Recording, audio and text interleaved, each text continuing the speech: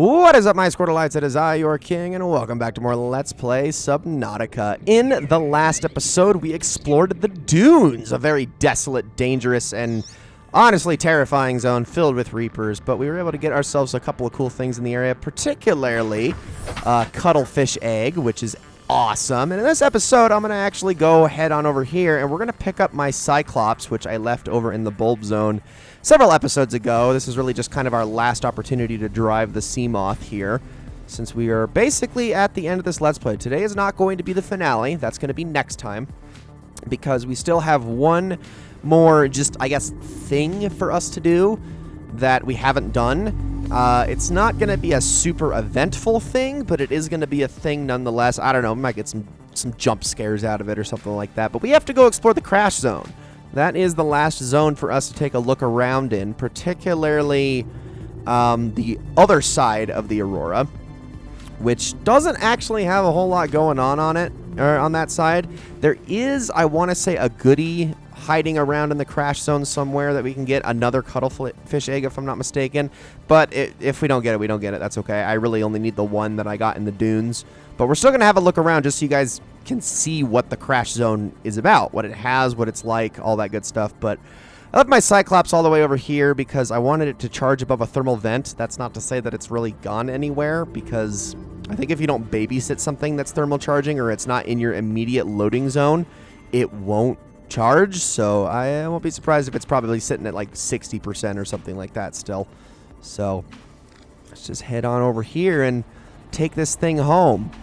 In particular, and I hear the Reaper that I think is close to the north side of the Aurora, but I wanna get my Cyclops, and I want to go park it over by the rocket, because we actually have all the materials now to build the last section, the cockpit, but I need to go into my Cyclops to actually build a shield generator that is necessary for said rocket. So let's see if we can park this thing in here while it charges my sea moth just a tiny bit. And let me head on over here. Close that hatch, please. Thank you. Go on over here, and let's make ourselves a Cyclops shield generator with the power cell and polyaniline and all that good stuff I got. And between the plasteel ingot, the enameled glass, computer chip, and the Cyclops shield generator, we should, I can go down to it, we should be good to go. Yes, our Neptune cockpit is ready. Okay, now as the fire continues to burn through here, I'm going to put a spinefish in here just to kind of add to our little aquarium. Hey, look at that. We got an Oculus, Peeper, bunch of... Okay, these guys, the little hoverfish, they are so freaking adorable, and I don't think I can state that enough. I know I have been hyping up the cuttlefish a lot, and that is definitely the more popular fish. Hoverfish are cute too, so let's not take away too much from them either. All right, let's get out of here. And we're going to start by just kind of going about face on this thing, turning around and heading right back towards our rocket. I want to go pretty high up, actually, because I want to go over the mushroom forest without running into too much trouble. The only thing I have to watch out for at this depth is obviously reefbacks, because you can still bump them, and it hurts. Well, actually, I don't even think it affects your Cyclops all that much, but it is a loud noise, I suppose.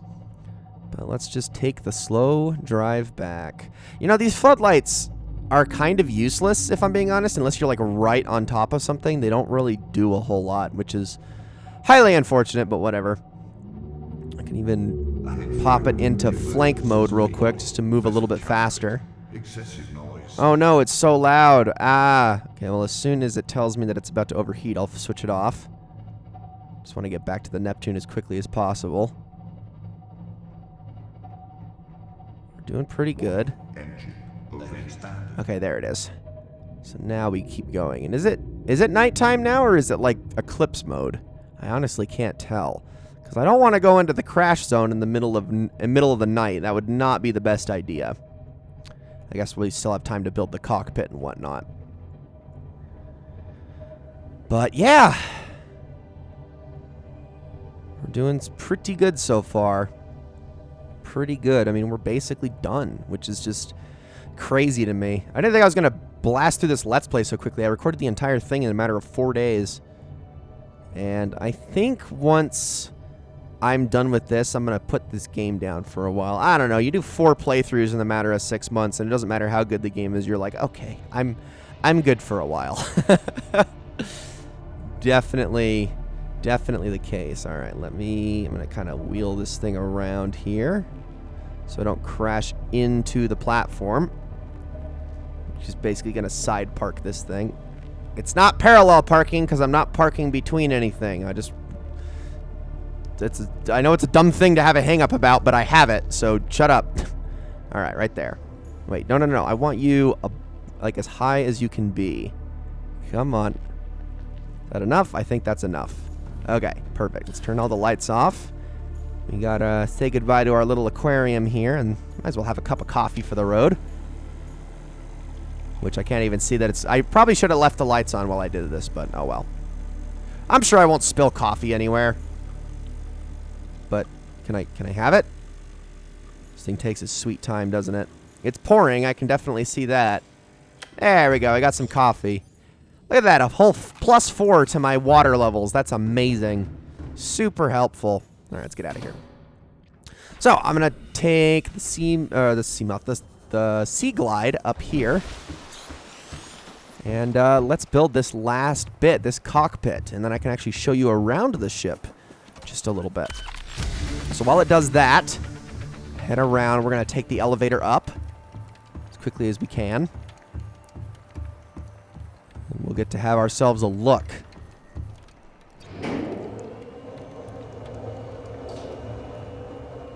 It's a cool looking... I mean, honestly, the Cyclops, it looks really freaking cool. Don't get me wrong. It's just... I won't stop complaining about it. I won't. It's freaking cool, though.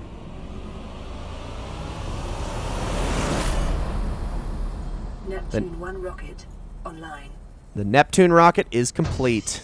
Let's have a look inside real quick. So there's a couple of things in here. You've got some systems. We'll work on all these a little bit later. But you also have 4 storage lockers, which it's like, okay, cool. That's less than the Cyclops comes with. So I don't know what that's about. I guess if you want to take some supplies with you, some sentimental things home, you could take like fishies and stuff, but only in their egg form. Oh gosh, okay, so everything's offline, but I want to draw your attention to this real quick. This is a time capsule. Now, the only reason I want to draw your attention to this is because I've gotten the platinum for this game, which is all the trophies on PlayStation, and I noticed that the least gotten trophy in the game is this right here, where you just prepare your time capsule before you launch. It's a totally optional thing that you can miss out on, but it's also such an easy thing to do. So like, here, I'll show this thing real quick. We're not going to actually prepare it right now, but I'll show you what it entails. So you have an image you can place, a message you can send, which I'm not going to do right now, and then you can put 6 items within the time capsule. Now, the time capsule, once you've done all that and everything's ready, it's good to go, and it will just launch as soon as you leave the planet.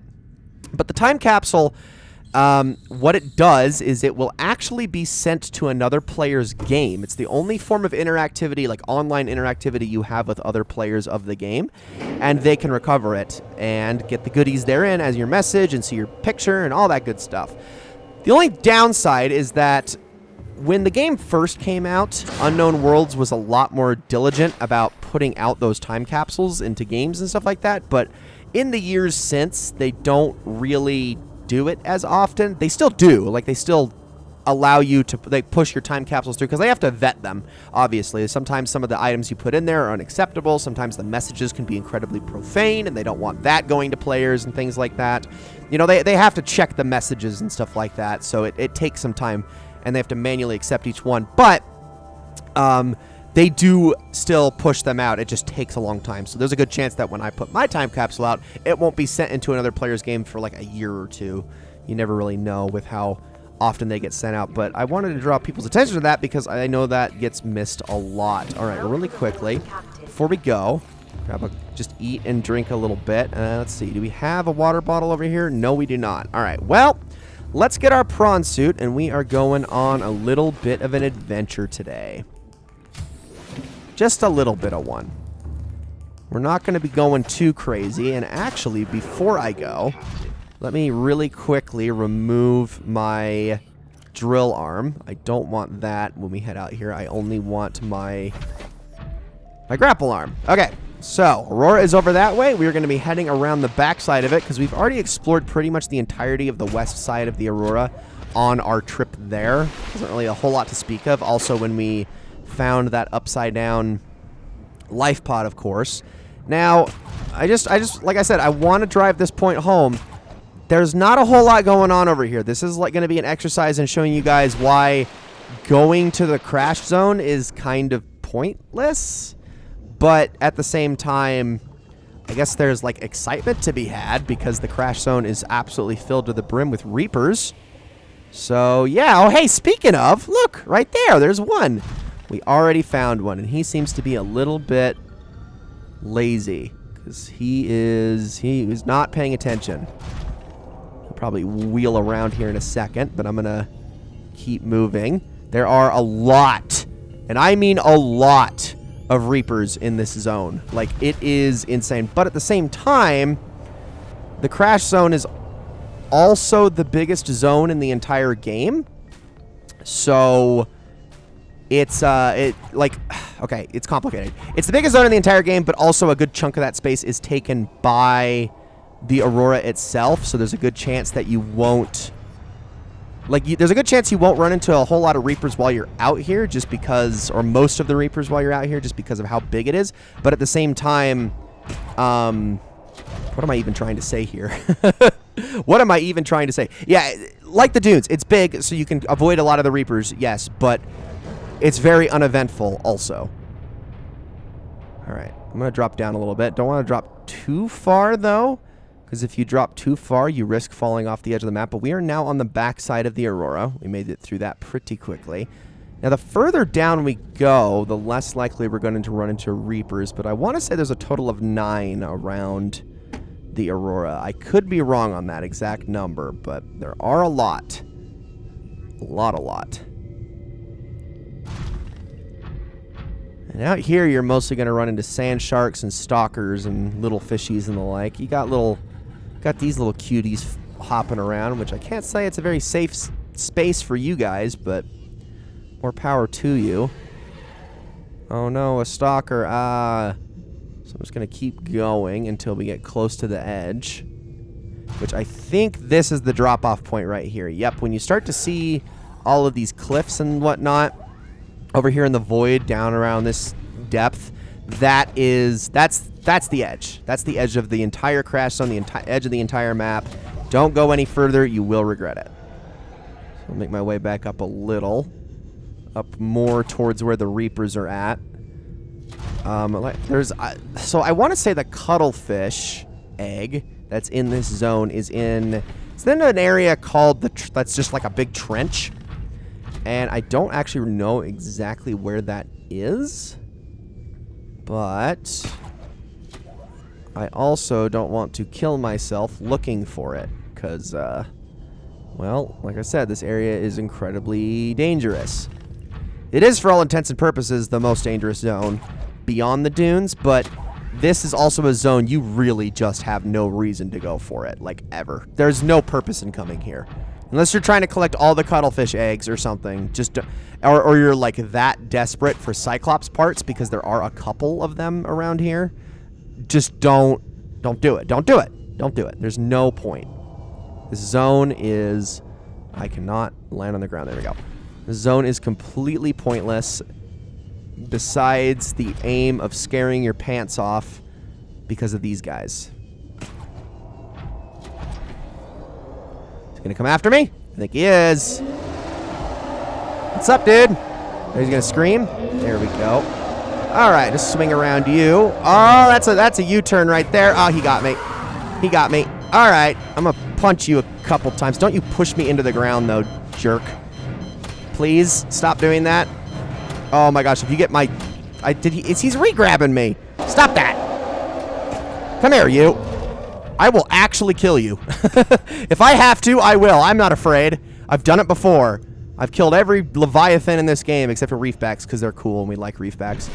Okay, so there's actually a giant, like this whole thing is resting on this like giant plateau. That's actually really interesting. I wonder if I can like launch myself out of the water and onto it with enough momentum. Because you can't really get momentum out of the water. Also, I'm being really careful in case he's right there. I think he moved over more that way. Here, let's see. Up! Really high! Come on! Ah! No, that ain't gonna cut it. Gosh dang it, I tried. I got some lead over here, too. Is that lead? No, that's titanium. That's more titanium. Like I said, sometimes they're really easy to confuse. Okay, there's definitely a Reaper on this side. I know there's at least 2 hanging around the front of the Aurora, one on the east and one on the west side. So be aware of them. I want to stay up here, though. Oh, no, I guess we're going... Okay, no, we're going the right way. Never mind. I didn't need to go that high. Let's drop down a little more.